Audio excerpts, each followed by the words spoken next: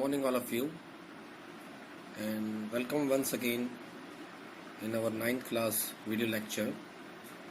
Today I am going to take your chapter number 2 from geography portion. Title is Physical Feature of India. You have already learned earlier that India is a vast country with varied landforms. What kind of terrains do you live in? If you live in a plain, you are familiar with the vast stretches of plain land. In contrast, if you live in hilly region, the rugged terrains with mountain and valley are common features. आपने देखा है कि पहले भी study किया है country के बारे में आपने ये डिफरेंट लैंड फॉर्म्स हैं हमारे यहाँ पर. आप कहाँ पर रहते हैं ये उस पर डिपेंड करता है. जैसे कि अगर आप प्लेन एरिया में रहते हैं तो वहाँ पर आपको प्लेन लैंड मिलेंगे, स्ट्रेचेस यानी फैले हुए. अगर आप किसी पहाड़ी एरिया में रहते हैं तो आपको माउंटेन्स और वैलीज मिलेंगी, कॉमन फीचर है वहाँ के. In fact our country has practically all major physical features of the earth. अगर हम देखें प्रैक्टिकली तो हमारे इंडिया में सभी तरह के फीचर्स मिलते हैं. Mountain, plain, desert, plateau and island. हम लकी हैं, सारी चीज़ें हमारे यहाँ मिलती हैं. You must be wondering how these physical features have been formed. आपको एक आश्चर्य होता होगा कि ये चीज़ें कैसे बनी हैं. तो इस चैप्टर में इसी के बारे में पढ़ेंगे. We will learn more about major physical features of India and how they have been formed. हमने सीखा है कि कौन से फिजिकल फीचर्स हैं और वो कैसे बने हैं, उसे हम भी पढ़ेंगे इसमें. We find different types of rocks. Some are very hard like marble, which has been used for making the Taj Mahal, and some are very soft like soapstone, which is used in making talcum powder. The color of soil varies from one place to other because soil is formed out of different types of rocks.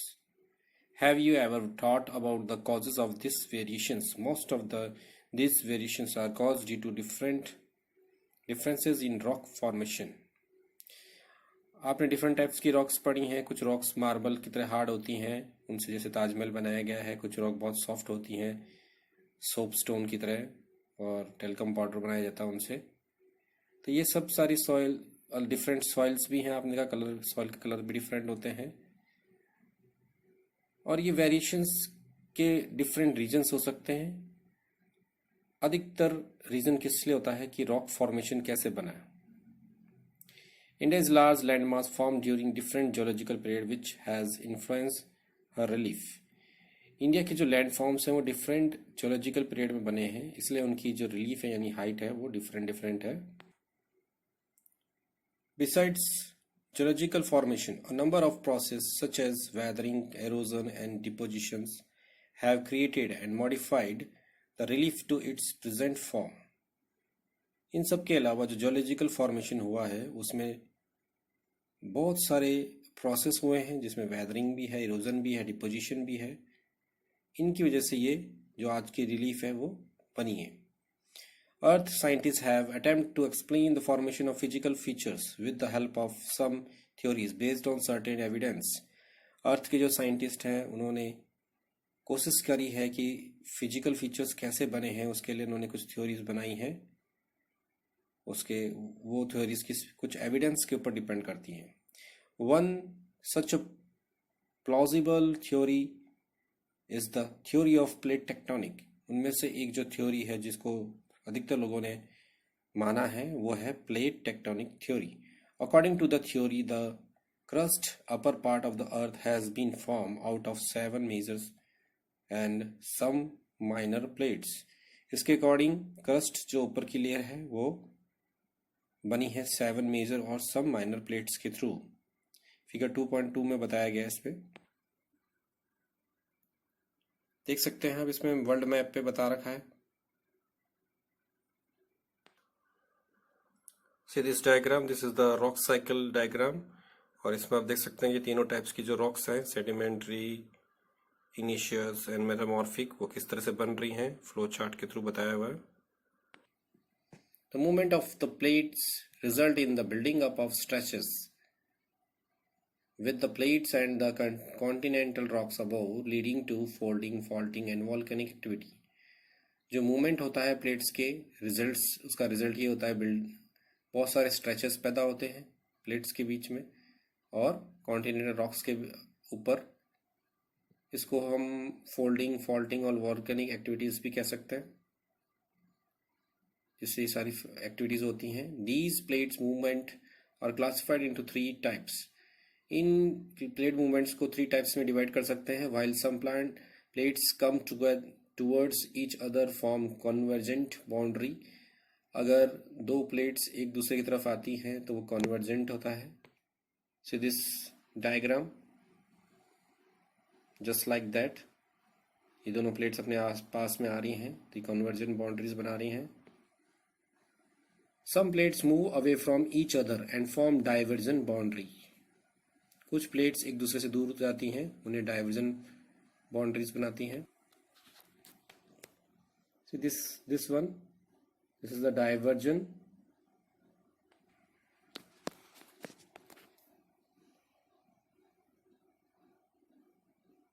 ये जो आ रहा है ये है diversion boundary.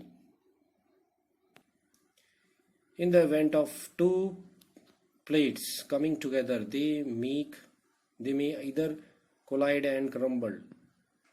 इसके अलावा 2 plates एक दूसरे की तरफ आती हैं तो एक तो उसके ऊपर चढ़ जाएगी या एक दूसरे पे नीचे चली जाएगी. और one way may slide under the others, दूसरी अंदर चली जाएगी. At times they may also move horizontal past, और इस टाइम में वो एक दूसरे के हॉरिजॉन्टल भी चलेंगी. इसे ट्रांसफॉर्म बाउंड्री कहते हैं. Each other and form transform boundary. The movement of these plates have changed the position and size of the continent over millions of years. इस मूवमेंट के कारण से प्लेट्स का साइज चेंज होता है, पोजीशन चेंज होती है कॉन्टिनेंट्स की, जिसमें मिलियंस ऑफ ईयर लग जाते हैं. Such movements have also influenced the evolution of the present landform feature. और आज के जो प्रेजेंट में लैंडफॉर्म्स बने हुए हैं वो सारे इन्हीं इवोल्यूशंस के वजह से बने हुए हैं. Do you know most volcanoes and earthquakes in the world are located at the plate margin, but some of do occurs within the plates. कह रहे हैं कि इसमें बहुत सारे जो वॉल्केनोज हैं वो अर्थक्वेक के जो हैं, वॉल्केनोज और अर्थक्वेक के वो प्लेट के मार्जिन्स में हैं और कुछ तो उसके अंदर हैं. The oldest land mass, the peninsular part, was a part of the Gondwana land. जो पुराना लैंड मास है पेनिसुलर का पार्ट, उसको हम कहते हैं Gondwana land. The Gondwana lands include India. उसमें इंडिया भी है, ऑस्ट्रेलिया भी है, साउथ अफ्रीका भी है, साउथ अमेरिका भी है और Antarctica as one single land mass. ये सारे मिलकर के एक लैंड मास थे. Conventional current split the crust into a number of pieces. Conventional current के कारण से क्रस्ट को डिफरेंट पीसेस में बट गया, thus leading to the diffrating of the Indo-Australian plates after being separated from the Gondwana land. इस वजह से ड्रिफ्टिंग हुआ और इंडो ऑस्ट्रेलियन प्लेट्स के वजह से गोंडवाना लैंड अलग अलग हो गया. टुवर्ड्स नॉर्थ, और नॉर्थ की तरफ जाने लगा. The northern word drift resulting in the collision of the plates with the much larger Eurasian plate. North side में ड्रिफ्टिंग होने के कारण से वहां पर एक दूसरे से टकराए एक और प्लेट से जिसका नाम है Eurasian plate. Due to this collision the sedimentary rocks within which were accumulate in the geosyncline known as the Tethys were folded to form the mountain system of Western Asia and Himalaya. यह कह रहे हैं कि इनकी collision के कारण से जो सेडिमेंट्री रॉक्स थी वो जियोसिंक्लाइन होने लगी तैथीस में. तैथीस क्या है, एक ओशन है जो इन दोनों प्लेट्स के बीच में थी. उसी से माउंटेन सिस्टम बना है वेस्टर्न एशिया का और हिमालय का. Gondwana land, it is the southern part of the ancient super continents Pangaea and Angara land in the northern part. ये कह रहे हैं कि it is the southern part of the ancient super continents Pangaea with Angara land ये इसका southern part है, पेंजे और अंगारा लैंड का, जो कि नॉर्थर्न पार्ट्स में थे। Himalaya uplift out of the Tethys Sea and subsidence of the northern flank of the peninsular plateau, resulting in the formation of large basin. Himalaya ऊपर उठता गया तैतीस में से और नॉर्थर्न फ्लैंक के कारण से पेनिनसुलर प्लेटू का ये रिजल्ट रखा कि ये जो लार्ज बेसिन ही बना। In due to course of time, this depression gradually got filled with the depositions of sediments by the river flowing from the mountains in the north and peninsular plateau in the south. इन सब के लंबे जो इनका time period है, इसकी वजह से जो सेडिमेंट्री रॉक्स का डिपोजिशन होता रहा रिवर्स के अंदर, ऐसा ही नॉर्थ पार्ट में हुआ है और पेनिनसुलर प्लेटूज में भी हुआ है। A flat land of extensive alluvial deposits led to the formation of the northern plain of India. जो प्लेन समतल जगह है, मैदान है, उसके डिपोजिशन में से क्या बना? Northern plain of India. The land of India's display great physical variations. जो इंडिया में ज़मीनें हैं उसमें बहुत ही डिफरेंट चीज़ें हैं, डिफरेंट जो भी हमने अभी पढ़े हैं लैंड फॉर्म्स वो सारे मिलेंगे हमें। Geologically the peninsular प्लेटू constitutes one of the ancient land mass on the earth surface. Geologically peninsular plateaus के अंदर सबसे पुराने लैंड मास मिलते हैं अर्थ के। It was suppose to be one of the most stable land block. इसको हम ये मान सकते हैं कि एक बड़ा सा लैंड ब्लॉक है इसमें। The Himalayas and the northern plain are the most recent land forms. Himalaya और नॉर्थर्न प्लेन जो है ये अभी का ही एक लैंड फॉर्म है। From the view point of geology, Himalayan mountains form an unstable zone. The whole mountain system of Himalayas represent a very youthful topography with high peak, deep valley and fast flowing rivers. The northern plain are formed of alluvial deposits. The peninsular plateau is composed of igneous and metamorphic rocks with gently rising hills and wide valley. Peninsular plateau जो है उसके अंदर igneous rocks भी हैं, metamorphic rocks भी हैं और hills भी हैं, valleys भी हैं।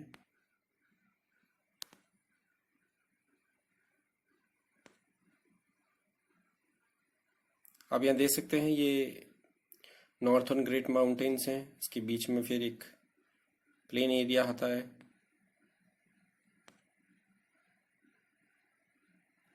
Major physical divisions.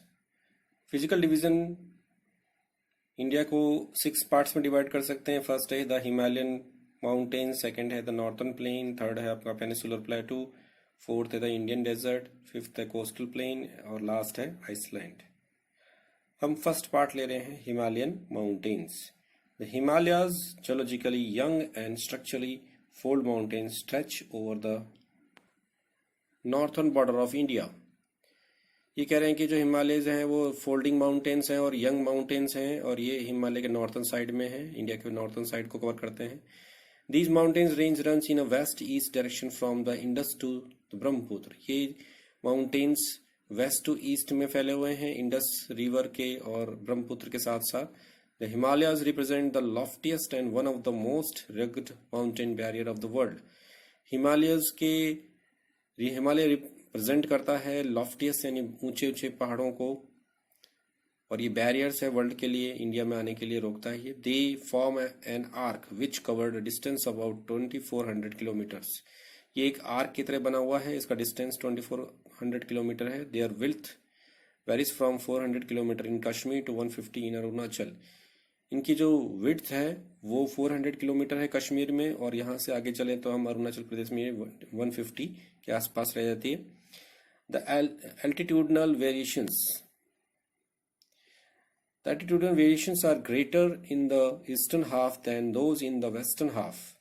Altitudinal variations का बहुत great है इसमें, ईस्टर्न हाफ में है, then those in western half में, कुछ वेस्टर्न हाफ में भी है। The Himalayas consist of 3 parallel ranges in its longitudinal extent. Himalayas की 3 पैरेलल रेंजेस हैं लॉन्गिट्यूडनल एक्सटेंट्स के through. A number of valleys lies between these ranges. इनके बीच में बहुत सारी वैलीज हैं। The northern most range is known as the great और इनर हिमालय और द हिमाद्री। जो नॉर्थ पार्ट है हिमालय का उसे हम कहते हैं ग्रेट, इनर हिमालय और Himadri. It is the most continuous range consists of the loftiest peak with an average height of 6000 meter. It is the most continuous range. ये एक लगातार फैली हुई रेंज है. इसके अंदर ऊंचाई है, एक एवरेज हाइट ये कहते हैं 6000 मीटर्स है. It contains all the prominent Himalayan peaks. इसके अंदर अधिकतर हिमालयन माउंटेन्स है. ये इंडिया का मैप है जिसमें रेंजेस बता रखी हैं, नॉर्थन माउंटेन्स बता रखी हैं, माउंटेन्स भी हैं इसमें. तो इसे आपको स्टडी करना है क्योंकि मैप स्किल के पॉइंट ऑफ व्यू से बहुत इंपॉर्टेंट है. आपको से जितने भी आपके लिए एक वर्क है कि जैसे ही हम आगे पढ़ेंगे फिजिकल डिवीजन, जैसे आज हमने हिमालयस के बारे में पढ़ा है, तो आपको एक ब्लैंक मैप लेना है, उसमें इनको ड्रॉ करने की कोशिश करनी है. जो जैसे कि हमने अभी फर्स्ट हिमालय का पार्ट पढ़ा है हिमाद्री, उसे शो करना है और कौन कौन से रेंजेज उसे भी पता करना है. इस टेबल में हिमालयस की जो हाईएस्ट पीक हैं उनका बता रखा है. जैसे फर्स्ट कॉलम में पीक्स हैं, सेकंड कॉलम में कंट्री कहाँ पर हैं और हाइट इन द मीटर्स में दे रखा है. तो इसमें माउंट एवरेस्ट देख रहे हैं आप, सबसे बड़ी है. The folds of great Himalayas are asymmetrically in nature. The core of this part of Himalayas is composed of granite. ये जो कोर है इसका बना हुआ है ग्रेनाइट से. It is perennially snow bounded. Perennially यानी ये साल भर स्नो से भरा रहता है. And number of glaciers descended from this range. और नंबर ऑफ ग्लेशियर्स यहाँ से निकलते हैं. अब आपके लिए एक होमवर्क है असेसमेंट. इसको करना है, आपको बताना है मेरे को. Name the